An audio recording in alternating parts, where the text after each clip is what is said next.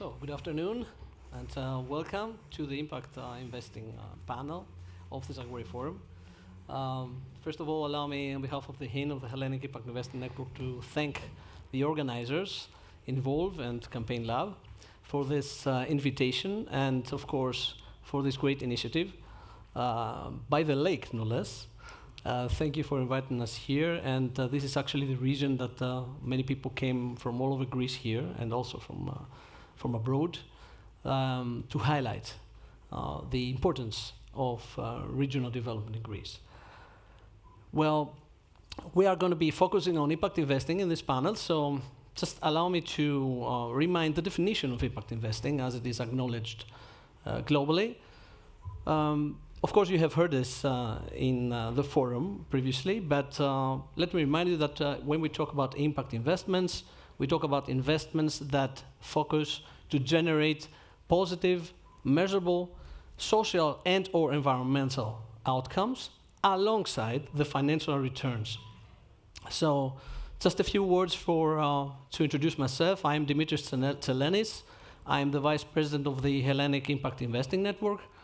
The HIN has focused, our main mission is to advance the local impact ecosystem, to let it grow and to facilitate this methodology to be able to grow in Greece. We established 2017 and also in Athens. And in the recent years, we have become the National Advisory Board for Impact Investing in Greece, because we have been helping the local ecosystem grow in various ways, creating awareness and mobilizing action around impact investing and sustainable development. And we are also in contact with various organizations from the European Union and local legislators. And we also are going to publish the first Hellenic Impact Report this year. So the aim of our panel is to give you an insight of three different sectors around impact investing, and also to highlight the importance of rural development in Greece. So I will begin with the questions on introducing our speakers. We'll start from my left, Mrs. Nijenhuis, and Nijenhuis, hello, Anne, from Investing for Purpose. And they will give us a perspective of impact-driven private capital. Next in the row, Rosanna Mortoglou, the CEO of Libra Philanthropies, which is actually an organization that has deep experience in strategic philanthropy. And Mr. Manolis Christodoulakis, a member of the Hellenic Parliament, representing the Socialist Party, who will give us a view in the public and political priorities around impact investing. Now, to our questions. Dear Anne, Investing for Purpose has been aligning private capital with various interesting impact initiatives in Greece. Now, in your experience, could you explain to us what has happened in the recent years, what are the priorities of the investors, and how private capital is evolving in Greece? And also, if there may be some major drawbacks, major obstacles for impact investors in their efforts to align their capital and the profits of their investments with social and environmental objectives. Yes, to answer that question, I will give you a bit of the background on how we started Investing for Purpose and why we started it. Definitely. So 4 years ago, I moved to Greece, and I have a background in banking and then private equity. And then I slowly moved into the impact scene in the Netherlands. I was the CFO of an impact startup, and even in the Netherlands, I realized how hard it was to get funding for an impactful company, an impactful startup, where the Netherlands is quite advanced in impact.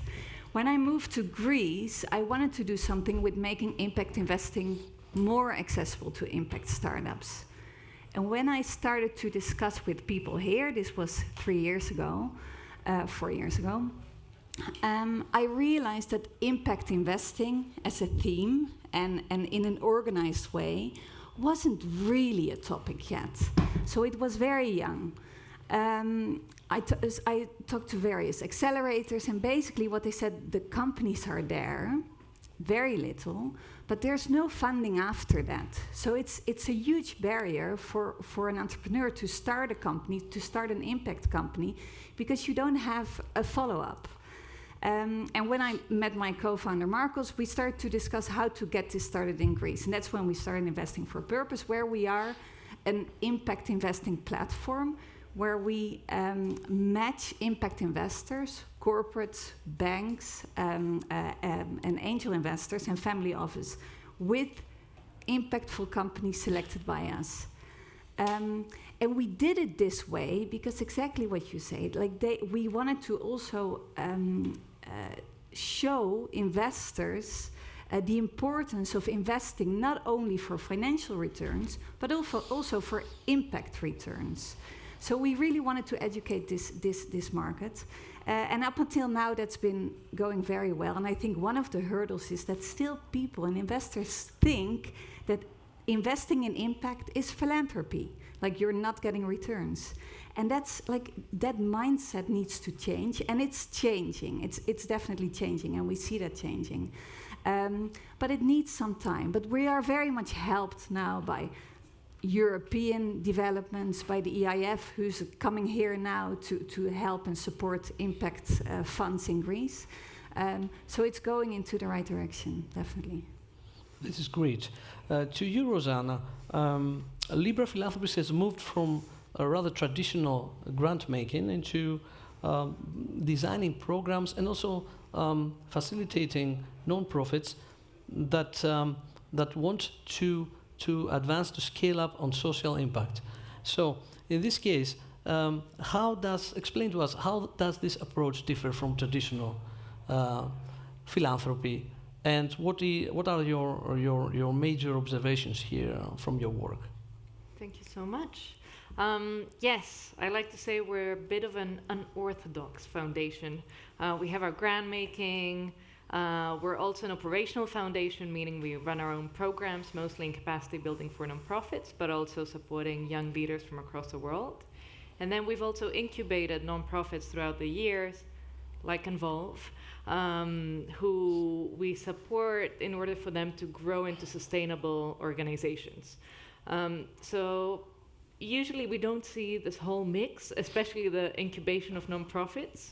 Why did we do it? Because Libra Philanthropies is a continuation of the social responsibility work we did under Libra Group, which is our sister organization.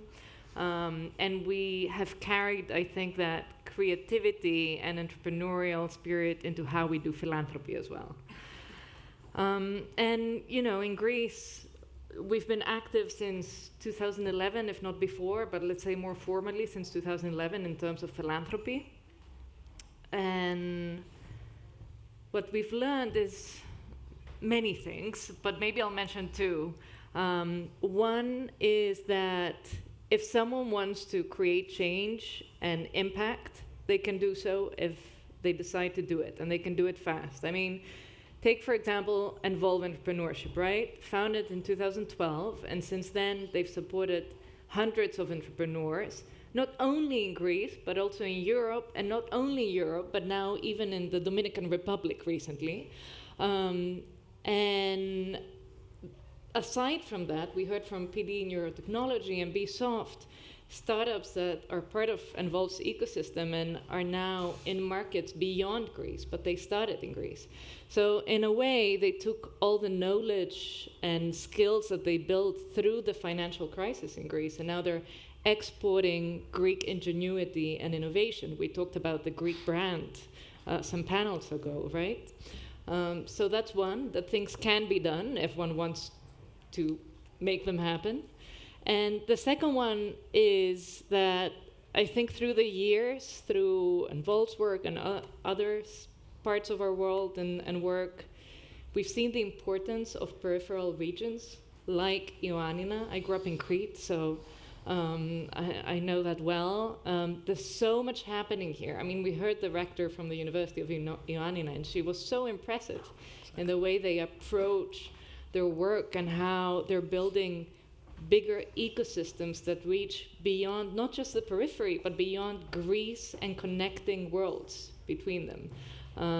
And this is a great example of how we also approach work, which is, a very localized approach, but with a global perspective, and really being a platform to connect all these dots between them. Indeed, very interesting. So, coming to you, Manolis, dear Mr. Christodoulakis, you are representative of the political sector, and not only that, you're actually representative of a rather younger generation of politicians, and also of the Socialist Party, which I may remark that has been implementing these policies, the political system in Greece, for many, many decades. So, in general, impact investing utilizes capital to produce positive social or environmental results. So, I would like to hear your opinion about this methodology, and especially compared to traditional subsidiary policies that most of the governments apply to try to tackle various social or environmental problems. And also, what do you think, if you think that public policies could be improved so that Greece can be more attractive to this methodology of impact investing? You may also answer in Greek if you want, because we have many Greeks that would like to hear. Thanks for the question.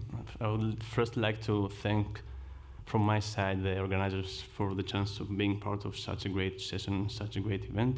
Now I'm going to switch to Greek. So, να ξεκινήσουμε από μια παραδοχή. Η παραδοχή πρέπει να είναι ότι όταν μιλάμε για επενδύσεις, και στην Ελλάδα αλλά και οπουδήποτε, αυτές δεν είναι ουδέτερες. Και δεν είναι ουδέτερες και για το περιβαλλοντικό τους αντίκτυπο, και για το εργασιακό τους αντίκτυπο και περιβάλλον που δημιουργούν, και για το αντίκτυπο στην εκάστοτε τοπική κοινωνία. Η δική μας οπτική, εκπροσωπώντας την πολιτεία πλέον εδώ, οφείλει να κάνει πράξη εν μέρει αυτό που υπόθηκε στην αρχή πολύ σωστά, που ήταν το εξής. Ότι θα πρέπει το κοινωνικό τουλάχιστον και το περιβαλλοντικό αντίκτυπο μιας επένδυσης να μην επαφίεται στα χαρακτηριστικά του εθελοντισμού της φιλανθρωπίας. Δηλαδή, η πολιτεία θα πρέπει να κάνει δύο πράγματα. Πρώτον, να βάλει κανόνες, και δεύτερον, να δώσει κίνητρα, έτσι ώστε αυτά να μπορέσουν να αποτελέσουν μια κανονικότητα και μια πραγματικότητα. Εγώ θέλω να γίνω λίγο πιο συγκεκριμένος, ακριβώς παίρνοντας πάσα και από το δεύτερο κομμάτι της ερώτησης. Λείπει το πλαίσιο και οι κανόνες, ειδικά στην Ελλάδα, και θα ξεκινήσω από αυτό που εγώ θεωρώ προμετωπίδα, ειδικά με την αναφορά στο περιβαλλοντικό στοιχείο. Αυτό που είναι η πρώτη προτεραιότητα της πολιτείας, ανεξαρτήτως από το ποια είναι η πολιτική της, ιδεολογική της αναφορά, πρέπει να είναι το πώς στην Ελλάδα ολοκληρώνουμε επιτέλους τον χωροταξικό και τον πολεοδομικό σχεδιασμό. Γιατί αυτός είναι ο μόνος ασφαλής τρόπος για να μπορέσουμε να απαντήσουμε με επάρκεια στο πού μπορεί να γίνει μια επένδυση, στο τι είδους επένδυση μπορεί να γίνει και στο με τι κανόνες και με τι όρους μπορεί να γίνει η επένδυση αυτή. Δηλαδή, προσδιορίζει χρήσης γης, τι μπορείς να κάνεις, προσδιορίζει πιθανές ειδικές αναπτυξιακές ζώνες ή ζώνες προστασίας, όπως ζώνες οικιστικού ελέγχου, όπως περιοχές Natura ειδικής περιβαλλοντικής ευαισθησίας και άρα ιδιαιτερότητας και στην διαχείριση, ή αρχαιολογικές ζώνες, προσδιορίζει όρους και κανόνες δόμησης. Είναι και στην επικαιρότητα στην Ελλάδα η συζήτηση αυτή και με τις αποφάσεις του Συμβουλίου της Επικρατείας. Και τελικά προσδιορίζει, αν θέλετε, και προτεραιότητες και σε κλάδους αλλά και σε περιοχές. Χαρακτηριστικό παράδειγμα, τα ειδικά χωροταξικά πλαίσια, είτε για τη ΣΑΠΕ, που επίσης είναι μια πολύ μεγάλη κουβέντα που λείπει από την Ελλάδα σήμερα, είτε για τον τουρισμό, είτε για μια σειρά από κλάδους. Γιατί εγώ επιμένω πολύ σε αυτό? Γιατί είναι ο μόνος τρόπος να χτίσουμε και την εμπιστοσύνη με την εκάστοτε τοπική κοινωνία. Να μην ρωτάμε αν καλώς γίνεται μια επένδυση εδώ, αλλά να ξέρουμε ότι εφόσον υπάρχει ο κανόνας και το πλαίσιο, τότε ορθώς προχωράει. Με την παράμετρο πάντα που πρέπει να μπει με υποχρεωτικά χαρακτηριστικά της περιβαλλοντικής και της κοινωνικής ανταποδοτικότητας. Αν μια επένδυση έχει αρνητικό περιβαλλοντικό αποτύπωμα, θα πρέπει να ισοσταθμιστεί με τους όρους, για παράδειγμα, μιας αναδάσωσης ή με τους όρους που αφορούν το κοινωνικό στοιχείο των υποδομών σε μια περιοχή. Η δεύτερη διάσταση σε τίτλους που θέλω να βάλω αφορά το κοινωνικό στοιχείο. Δηλαδή, το πώς δίνεις ποσοστό θέσεων εργασίας με κριτήριο την εντοπιότητα, για να υπάρχει ευρύτερη αποδοχή στην κάθε τοπική κοινωνία ξεχωριστά. Το πώς διαμορφώνεις συνθήκες δίκαιης και αξιοπρεπούς εργασίας μέσω των συλλογικών συμβάσεων εργασίας, που στην Ελλάδα δυστυχώς βρισκόμαστε στο 28% εναντί του ευρωπαϊκού μέσου όρου και στόχου που είναι στο 80%. Πώς δίνεις κίνητρα ώστε να επιλέγεις επενδύσεις που δημιουργούν νέες θέσεις εργασίας. Θα σας πω συγκεκριμένο παράδειγμα. Μια νέα θέση εργασίας, μια νέα επένδυση να προσαυξάνεται με έναν αυξημένο συντελεστή 150% και αυτό να εκπίπτει από το φορολογικό κόστος του εκάστοτε επιχειρηματία, του εκάστοτε επενδυτή. Και το τελευταίο που θεωρώ κρίσιμο και σημαντικό είναι το πώς δίνεις φορολογικά κίνητρα μέσω απαλλαγών για εκείνον ο οποίος επενδύει στην τεχνική εξειδίκευση του προσωπικού του, που είναι κάτι το οποίο πρέπει να το δούμε πάρα πολύ σημαντικά από εδώ και στο εξής. Κλείνω με την εξής επισήμανση. Αυτό που λείπει, και υπόθηκε πολύ σωστά, είναι ο τρόπος και το μοντέλο, η μοντελοποίηση της αξιολόγησης του impact αυτού. Δηλαδή, υπάρχει στην Ευρώπη ο όρος και ευρύτερα του ESG. Υπάρχουν δύο ευρωπαϊκές οδηγίες, το 2014 και το 2022, που το ενσωματώνουν στην ευρωπαϊκή νομοθεσία. Λείπει σε εμάς το πώς τον συνδέουμε, επίσης, κατά τη γνώμη μου, και με πιθανά κίνητρα, είτε πρόσβαση σε χρηματοδοτικά εργαλεία, είτε φορολογικής απαλλαγής, είτε επιτάχυνσης διαδικασιών. Μάλιστα, ευχαριστούμε πάρα πολύ. Θα επανέλθω στη δική σας απάντηση στο επόμενο γύρο. So back to you, dear Anne. Let's take our discussion a little bit more into rural development, because actually this is one of the main targets of the Zagori Forum. So in your experience, how do impact-driven capital investors target rural development in Greece? And specifically, if there are any trends that you have observed or preferences for them, just give us an overview if you have from your experience in the impact initiatives that you handle. Yeah, so obviously I can only talk from my own experience, and what I see is that there are a lot of amazing opportunities in rural areas. And investors are definitely interested in those when they can bring both impact and financial returns. So one great example of a company we helped with their investment and is now growing steadily is Staramaki. Staramaki is with Stefanos and Hellenic, who are speaking a bit later on. It's a company which produces straws of the stems of wheat. A great idea, yes. Completely circular. It solves a very big problem of plastic straws that are being used now in Freddo Espresso, and then the paper straws, which are maybe even worse. And now there's the recyclable plastic straws that are back again, which is an interesting development in itself. But Staramaki is based in the Kilkis area. So it's an area with low employment. And the amazing team of Staramaki has been able to build a company there with an extremely promising product, and actually also helping local employment.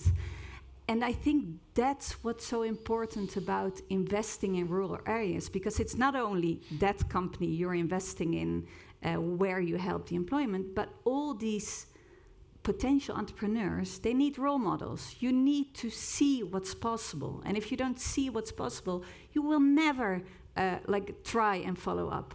And what I've learned, not being Greek, so I have to be careful when I say something about it, but there is a fear for failure.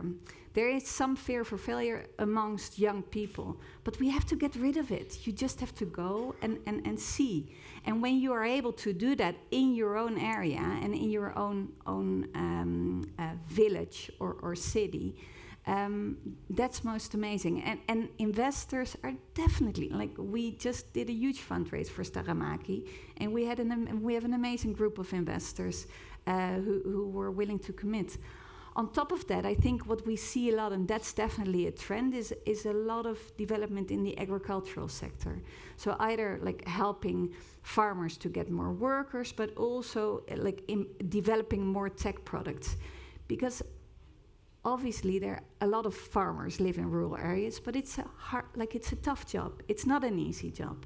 And when you can invest in companies that make it easier or more efficient to further develop your farm, that's definitely a pull to keep people in their area. Yeah. Definitely, thank you. Because you give me an excellent pass here, because we were actually Rosanna mentioned to me that we should also highlight the aspect of youth in our discussion as a major aspect of rural development. Because if you keep young people searching for opportunities in the rural areas, and if you just show them the opportunities, and if you, on the other side, bring investors to connect with them and explore which opportunities are worth to invest to, then we have what we call the rural development. So in our questions in the second question for Rosanna, you work closely with emerging leaders and young entrepreneurs, and also globally.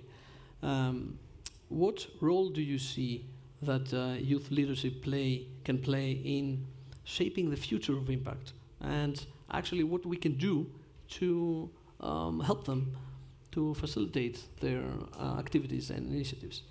Thank you. It goes back to what Anna said, and I'll go back to it. It's a very important and very simple thing what we can do to help them. But yes, we have the amazing opportunity to work with young leaders from all over the world.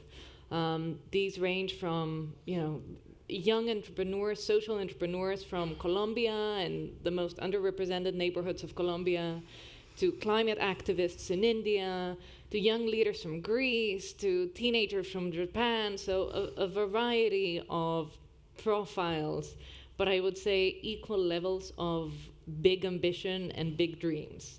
So what do we try to do with them? Through our program, Rising Global Leaders, we have a variety of engagements, but the basis of all of this is really a few things.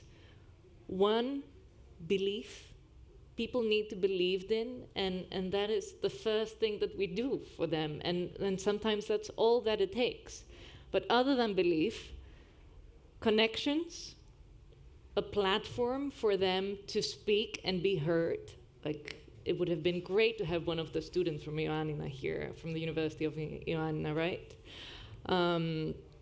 It's like the entrepreneurship program that involved us with students from across Greece that they mentioned earlier. Alex mentioned it. So belief, connections, platforms, exposure goes back to what Anna said, right?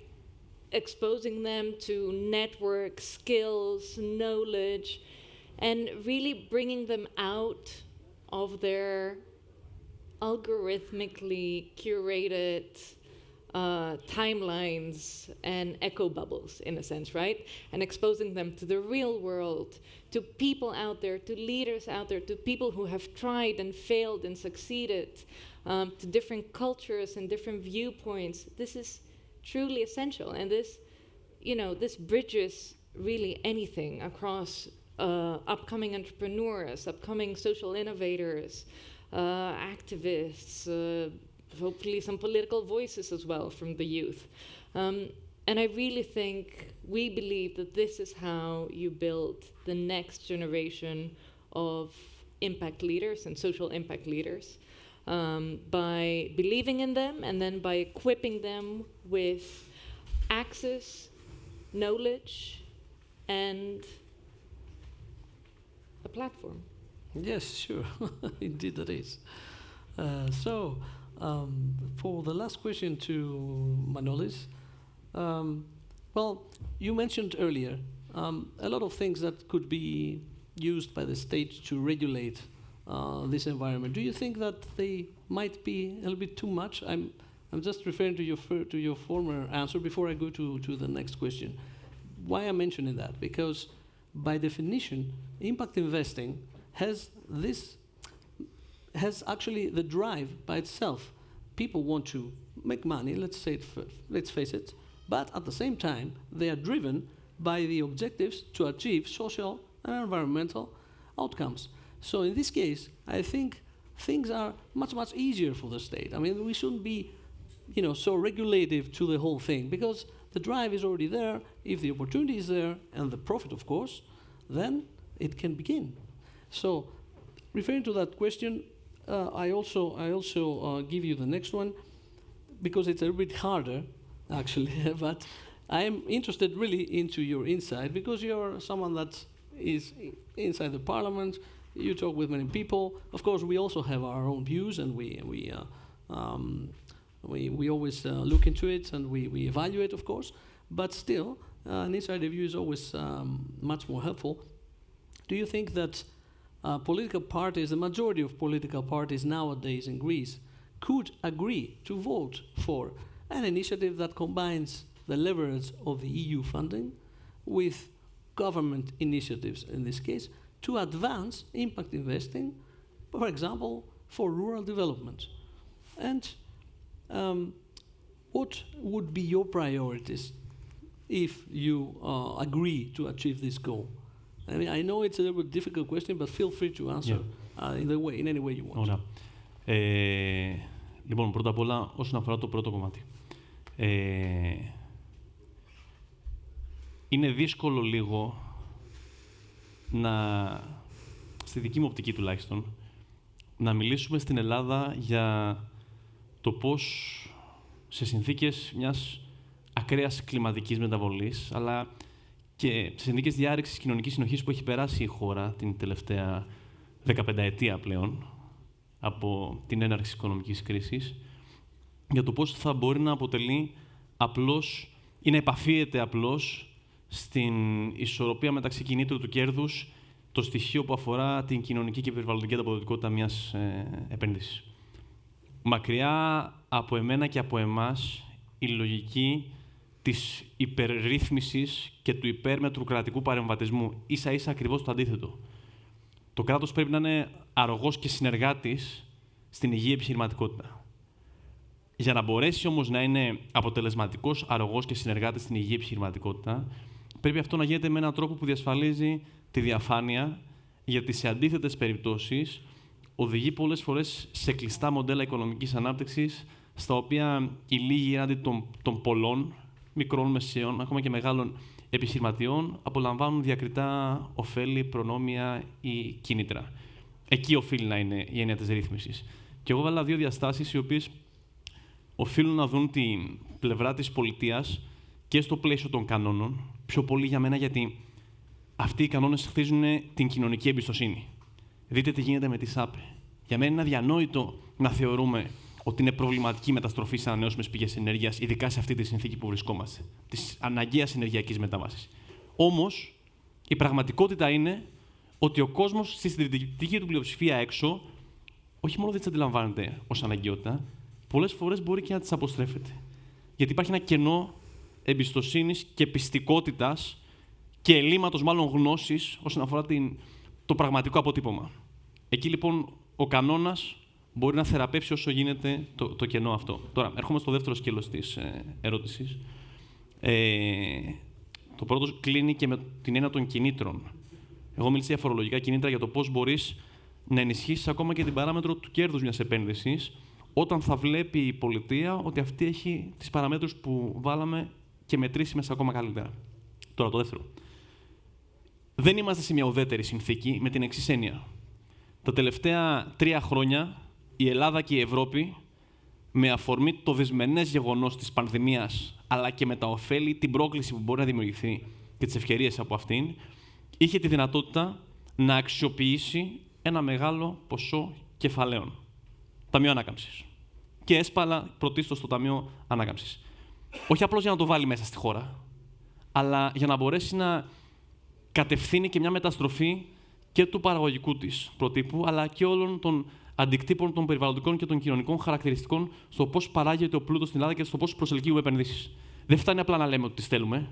Πρέπει να τις μετατρέπουμε και σε τρόπο διασφάλισης της συλλογικής και της κοινωνικής ευημερίας. Και είχαμε την ευκαιρία των πόρων. Τα χρήματα υπήρχαν. Θα συμφωνήσω απόλυτα στο εξής, ότι όχι μόνο μπορούν τα κόμματα να κουβεντιάσουν πάνω στο πώς μπορούν να βρουν κοινή συνισταμένη. Είμαστε υποχρεωμένοι να αναζητήσουμε κοινό τόπο, ώστε και οι πολιτικές που θα διαμορφωθούν να μην αλλάζουν κάθε φορά που αλλάζει κυβέρνηση στη χώρα. Γιατί αυτό είναι το χειρότερο ακριβώς μήνυμα σε κάποιον που θέλει να έρθει στην Ελλάδα και να επενδύσει τα λεφτά του. Κλείνω με το εξής πολύ γρήγορα, γιατί βλέπω και τον χρόνο. Η άποψή μου είναι ότι στην Ελλάδα έχουμε δύο συγκριτικά πλεονεκτήματα. Ωραία. Ο πρωτογενής τομέας, και ειδικά εδώ στην περιοχή και στα Γιάννενα και στην Ήπειρο συνολικά, και ο τουρισμός. Είναι πολύ ασθενέστερα όσο δεν μπλέκουν μεταξύ τους, για παράδειγμα. Για το πώς, κατά τη γνώμη μου, θα έπρεπε στα ξενοδοχεία της Υπήρου το πρωινό να έχει προϊόντα που προέρχονται μόνο από την Ήπειρο. Και για να εξασφαλίσουμε δομημένα κανάλια κατανάλωση των προϊόντων και να ενισχύσουμε τον Έλληνα παραγωγό, αλλά και για να δώσουμε προστιθέμενη αξία και στο τουριστικό προϊόν, αναδεικνύοντας και την αγροδιατροφική ιδιαιτερότητα που έχει η περιοχή. Λείπουν πράγματα που θα μπορούσαν να είναι επίσης κίνητρα. Παράδειγμα, το πώς μειώνεις το ενεργειακό κόστος της παραγωγής. Δώσε χώρο κατά προτεραιότητα στους αγροτικούς συνεταιρισμούς ή στην αυτοδιοίκηση, στον ενεργειακό χώρο που διαμορφώνεται μέσα από τη ΣΑΠ. Μπορούμε να το κάνουμε. Υπάρχει κοινός τόπος. Νομίζω ότι πρέπει να βάλουμε το λιθαράκι μας να τον αναζητήσουμε και να τον ψάξουμε. Ευχαριστούμε πάρα πολύ. Thank you very much. We are right on time. There's more to come, as I hear. So thank you all, and a great applause to our speakers. Thanks a lot.